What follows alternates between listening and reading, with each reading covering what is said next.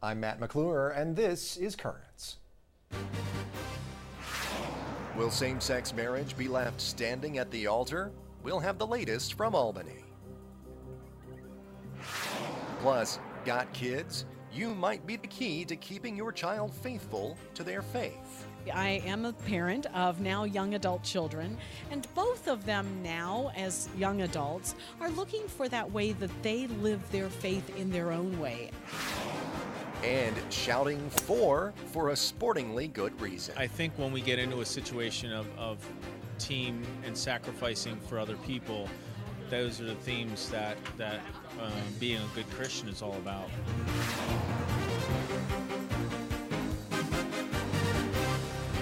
Well, good evening and thanks for joining us. As Yogi Berra said, it's like deja vu all over again.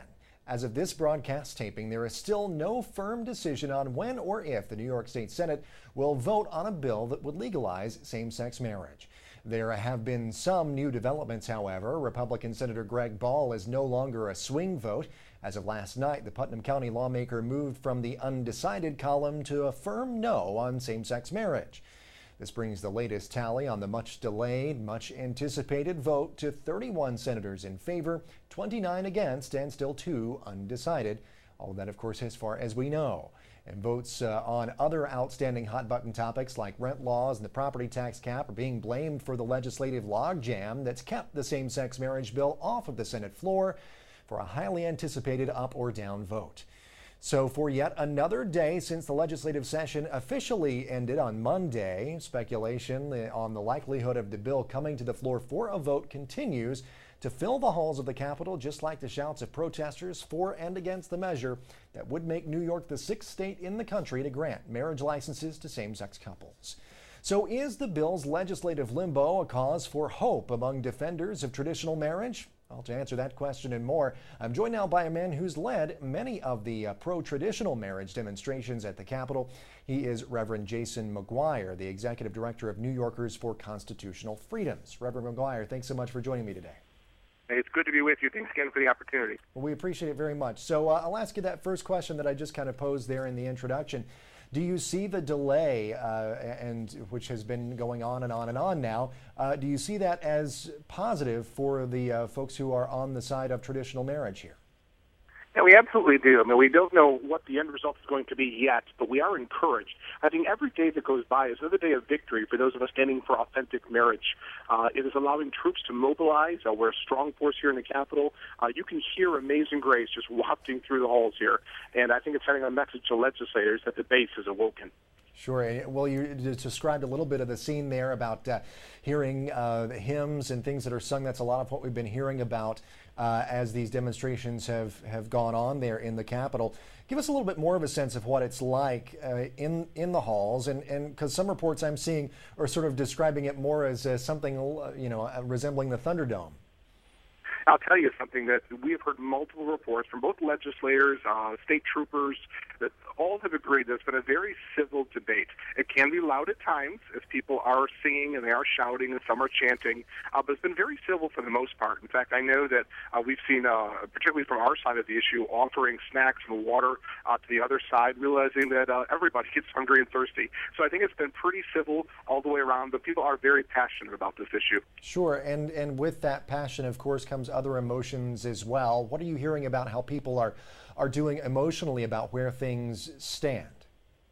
Well, I think they're getting tired. I mean, it's been 5 days of being here at the Capitol. It is wearing on people, many of the same people, although we try to bring in some new people to kind of rejuvenate people. But I think all in all, spirits are good. People are just waiting for an answer as to what the New York State GOP is going to do with same-sex marriage legislation. Now, you sent out an email, a mass email yesterday, bringing attention to how the bill was passed and handled over in the Assembly. What was the problem there, and how relevant is an up or down vote now that people have been waiting on in the Senate? Well, I think the issue for us was last night it would have been a process that was we had not seen religious freedoms exemption language, and I think that as one of the interested parties, in fact, none of the interested parties had seen the actual language, and so that was a major concern.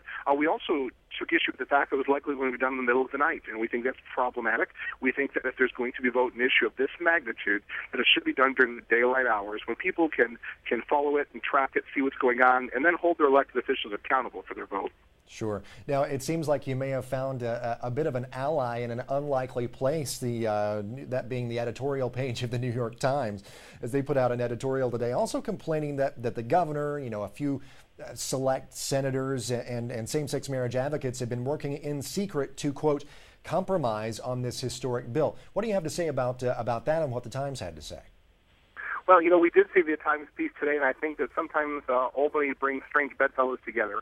And although they've certainly not been supportive of our position on this issue, we appreciate the fact they're helping to shed the light on the process that's been occurring. Sure. And do you think, speaking of those religious exemptions, I mean, you mentioned that you haven't seen them. Are you getting any word of what they might contain and what might be stronger as far as the religious exemptions go? I mean, how do you feel about that process right now, aside from, of course, it kind of being handled in secret? Well, I will tell you that literally, as we're speaking, the text is just popping out, so we have not had a chance to analyze it yet. It looks like it's a little more expanded, but I can still see some flaws in the language that's here. I'm sure our legal team will be doing some analysis of the language. Sure. And are you hearing any murmurs about when something might come for a vote? Obviously, you had said there that you would like for it to be during the daylight hours. Any sort of rumblings around the Capitol as to when that might happen? I don't know. I expect we're going to have a lengthy debate, but it could occur even this evening. I think it's Friday night. People are anxious to get home and be done with session. So perhaps tonight. There is some speculation we could come back Monday and start all over again. I don't know which direction it's going to go at this point, but in whatever case, we'll be ready. All right. Well, and one last question here for you, Reverend. How long do you plan to stay there in the Capitol? I guess it just kind of depends on what happens, right? I will be here as long as I need to be. An issue like marriage, we cannot afford to grow weary in this battle. We've got to be here until it's done. All right. Well, Reverend Jason McGuire, the Executive Director of New Yorkers for Constitutional Freedom. Sir, we thank you so much for your time. Really appreciate it. Thank you. Well, stay tuned. A judge orders the untimely demise of a controversial abortion billboard in New Mexico. We'll have that story and the rest of the day's headlines next.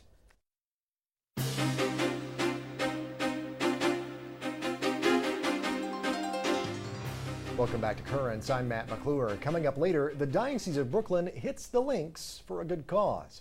But first, let's have a look at today's headlines. Well, when it comes to same-sex marriage, all eyes were not just on Albany last night. In Manhattan, President Obama made a fundraising appearance at an LGBT Leadership Council gala. The president, who favors civil unions but not same-sex marriage, took the opportunity to speak out against the Defense of Marriage Act, that's also known as DOMA. Part of the reason that DOMA doesn't make sense is that traditionally marriage has been decided by the states. And right now, I understand there's a little debate going on here in New York about whether to join 5 other states and D.C. in allowing civil marriage for gay couples. And I want to say that under the leadership of Governor Cuomo, with the support of Democrats and Republicans, New York is doing exactly what democracies are supposed to do. Well, back in February, the president instructed the Justice Department to no longer defend the Defense of Marriage Act in court. That was a decision that Bishops' Conference President Archbishop Timothy Dolan called an alarming and grave injustice. Now, at last night's gala, Obama said same-sex couples should have the same legal rights as other couples, but he stopped short of endorsing same-sex marriage. Well, meanwhile, the lead researcher in last month's report from the John Jay College of Criminal Justice on sex abuse by priests is setting the record straight. Writing on the website The Crime Report, John Jay professor Karen Terry says there were a number of fallacies in the media reporting of the study. Terry writes that at no point did the researchers blame Woodstock or the swinging 60s for the abuse crisis. That's something that was widely reported around the time of the John Jay Report's release. Now, we've linked to Terry's full article over on our Twitter feed. Just find us on Twitter @CurrentsNY. Well, in election news, 5 Republican presidential candidates spoke to the crowd today in Jacksonville, Florida, for this year's National Right to Life Convention. Only 2 of the candidates, Herman Cain and former Senator Rick Santorum, appeared in person. Congressman Ron Paul, Congresswoman Michelle Bachmann, and former Minnesota Governor Tim Pawlenty spoke via Skype. Santorum and Cain reportedly received the biggest applause. Well, closer to home, a dispute involving a Manhattan public school and a nearby construction site has been resolved with the help of the New York Archdiocese. Parents at PS 51 on 45th Street had complained that the construction site was noisy and that toxic dust from the site was making children sick. Well, the school will temporarily be relocated to the former site of Our Lady of Good Counsel on the Upper East Side. Well, from New Mexico, a man who posted a billboard saying his ex-girlfriend had had an abortion has been ordered to take that sign down. The billboard shows the man holding an outline of a baby, accompanied by a statement that reads, quote, "This would have been a picture of my 2-month-old baby if the mother had decided to not kill our child," end quote. Well, a judge ruled that the billboard be taken down as part of a protective order the ex-girlfriend sought. The woman is also suing for harassment in violation of privacy. The man's attorney says his client will appeal. Well, radio evangelist Harold Camping, who garnered the attention of the world after predicting the rapture would occur in May, will soon be replaced on the airwaves. The Oakland Tribune reporting that Family Radio will replace Harold Camping's show with new programming. The network has been airing reruns since Camping had a stroke earlier this month. Well, from Ireland, a bishop is speaking out against an art exhibit at a college that includes an image of Our Lady of Guadalupe in a bikini. Bishop John Buckley says the exhibit, titled Our Lady and Other Queer Santas, portrayed the Mother of God in an offensive way. He says the artist, Alma Lopez, says she is not portraying the Mother of God, as she was scheduled to speak at a conference to launch her book, Our Lady of Controversy, Alma Lopez's Irreverent Apparition. Well, Pope Benedict celebrated the Feast of Corpus Christi in Rome yesterday. Benedict celebrated Mass at St. John Lateran Basilica before leading a Corpus Christi procession through the streets of the Eternal City. Thousands of people accompanied the Pope during the procession. In his homily, Benedict said the Eucharist, the body of Christ, comes from a profound act of the love of God. The Feast of Corpus Christi will be celebrated in the U.S. this weekend. Well, stay with us. There is more Currents ahead. When we return, spreading the gospel to parents in the Diocese of Brooklyn. The idea is to coach parents so that we can give them all the resources they need to be able to reinforce those principles that we are teaching the kids in the school.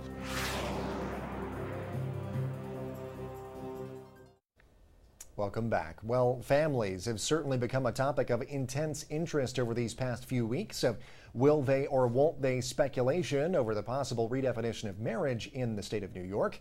Even the Vatican is getting in on the act, announcing earlier this year that it would host an international conference on the family in Milan next year. Well, always on the cutting edge of any trend and far ahead of the Vatican's international conference, the Diocese of Brooklyn has made the family a priority in the continuing struggle to keep young people connected to the church. And can you guess the secret weapon here? No, it's not a smartphone app. It's not a hip-hop mass. No, it is good old mom and dad. That's right, good old mom and dad. Earlier this month, the diocese conducted a series of workshops in Brooklyn and Queens to teach pastoral leaders the best practices and strategies to evangelize parents. As you're about to see, it was all in the hopes that mom and dad would pass down their faith to the next generation, proving that faith can and should begin at home. Confirmation isn't graduation. I think many of us are really looking for ways to better serve and better connect with the parents who are part of our parishes and our schools. This afternoon we're at Our Lady Perpetual Help School at South Ozone Park, and we're having a workshop entitled Evangelizing Parents. And we have brought in a national speaker who's also a noted author on this topic, to share with the parish representatives and the school administrators techniques and ways to evangelize parents. National statistics tell us that only 16% of all Catholics are engaged in the parish. Those of us who are involved in parish ministry, we look at the preschool years and we go, oh my gosh, the last thing young parents need is anything else. And yet, how many of those young parents are going to parenting classes and taking their little ones with them to here and there and everywhere? Why can't our parishes be part of that? The idea is to coach parents so that we can give them all the resources they need to be able to reinforce those principles that we are teaching the kids in the school. It is important that we remember that we cannot give what we don't have, and many parents, unfortunately, did not learn or perhaps don't remember well what they learned when they were doing the catechesis for themselves. So we need to catechize the kids and at the same time catechize the parents, because many of the things that they learned many years ago they have forgotten. So it is important to form them together. I am a parent of now young adult children, and both of them now, as young adults, are looking for that way that they live their faith in their own way as young adults. But they certainly know that this is something that was important and is important to their dad and I. When my daughter became a teenager and she started college, I would not tell her to get up and go to church. I said to her, now you're responsible for your salvation, because you know what is salvation now, and you have the one God. When you believe and you know the Father, you know He's going to make it right for you. When people feel a deep sense of belonging within their school or their parish, they're much more likely to exhibit the outcomes that we're trying to foster. What I learned from her, that's actually what happened to me with belonging. So now I just something like clicked, and now I realize it's my turn to go ahead and grab other people to belong to the parish. That sense of belonging is what we all need. Well, stay tuned. There is much more Currents ahead. Coming up, sports and faith match up as some local notables hit the links to benefit the Catholic Youth Organization. We're evangelizing now and using sports as a venue to do that.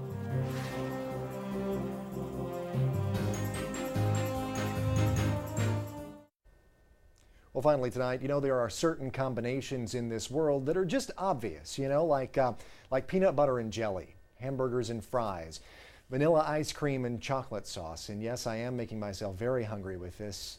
My mouth's watering, my tummy is rumbling at this point. But then there are those other, somewhat surprising combinations that look more like a collision than a perfect match, like sports and faith, maybe. But if you speak to Deacon Joe Cantanello, director of the Catholic Youth Organization, well, he would tell you that sports and faith are a match made in heaven. And that goes beyond prayers before the big game or crediting God for that amazing catch or layup. CYO serves the youth of the Diocese of Brooklyn through sports, and its volunteers and coordinators make sure to promote the very Christian values of fairness, leadership, and cooperation, just to name a few, while perfecting that pitch or sharpening that serve. So for the second year in a row, the Diocese of Brooklyn showed its support for youth and sports by sponsoring a sporting event, a golf tournament that looked to raise some green on the green.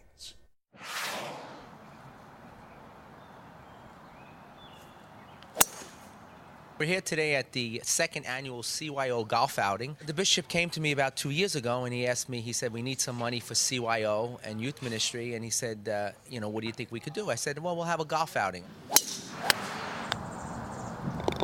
What this entails this day, you can either come and play sports for the whole day and then have the dinner and take part in all the raffles and everything, or you have the option of just coming to the dinner and the raffles at night.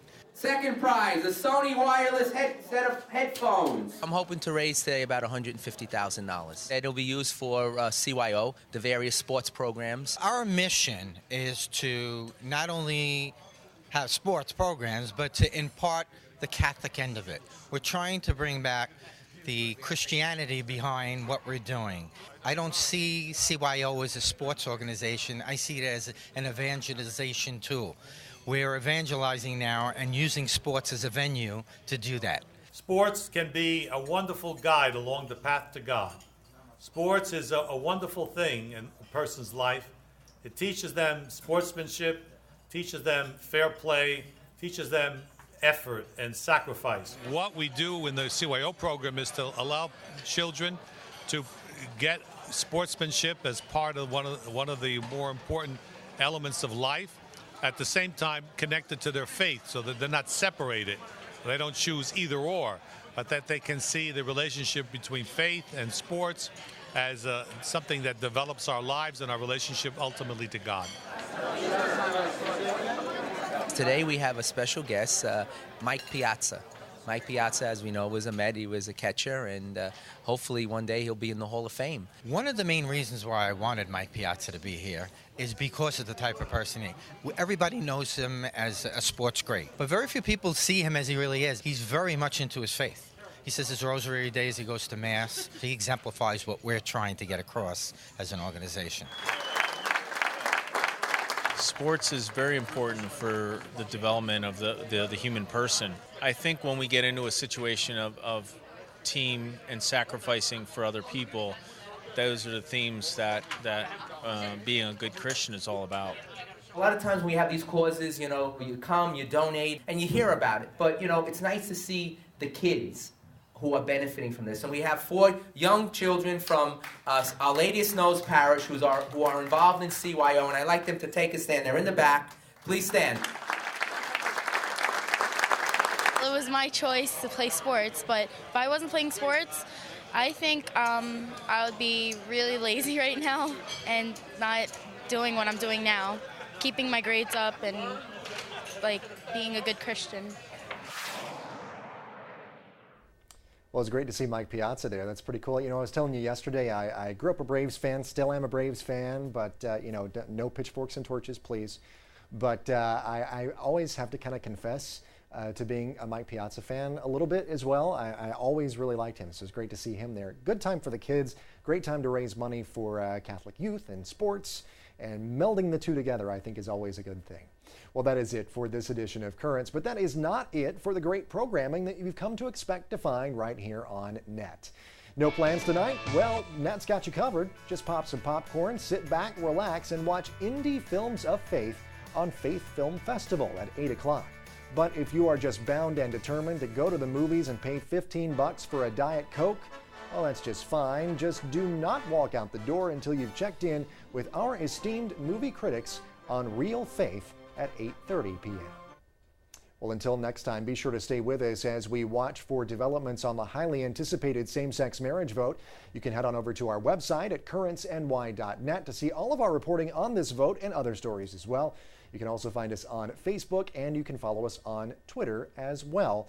The show handle is @currentsny. Well, for all of us here at Currents, I'm Matt McClure. Now, I'll be away all of next week, but I hear that they managed to find a great substitute for me. It's Francesca Maxime. She'll be here sitting in for me as I am on vacation, but thanks for watching tonight. Have a great night, and I'll see you in a few days.